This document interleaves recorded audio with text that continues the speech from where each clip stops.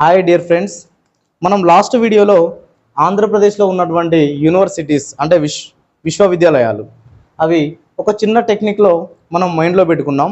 ఇప్పుడు తెలంగాణలో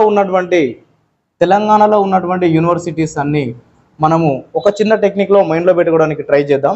ఓకే, ఇక్కడ చూడండి, టెక్నిక్ ఏంటి అంటే కాకతీయ శాతవాహనుల కాలంలో వ్యవసాయానికి ఎక్కువగా ఇంపార్టెన్స్ ఇచ్చేవారని చెప్పి హైదరాబాద్లో ఉస్మానియా యూనివర్సిటీలో నెహ్రూ గారు తెలుగులో చెప్పారు.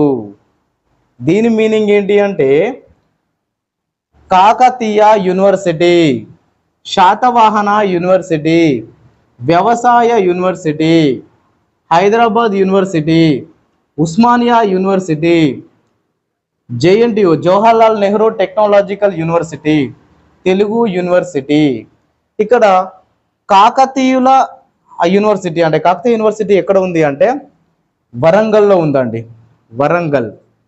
కాకతీయులు అనేవాళ్ళు మనకు వరం లాంటి వాళ్ళు అని గుర్తుపెట్టుకుంటే వరంగల్లో ఉంటుందని ఈజీగా గుర్తుంటుంది. శాతవాహనులు అంటే వాహనం. కరీం అనే ఒక పర్సన్ వాహనం మీద ఎప్పుడు వెళ్తూ ఉంటాడు అంటే నడిచి వెళ్ళడు అన్నమాట. అలా గుర్తుపెట్టుకుంటే శాతవాహన యూనివర్సిటీ కరీంనగర్ అని గుర్తుంటుంది.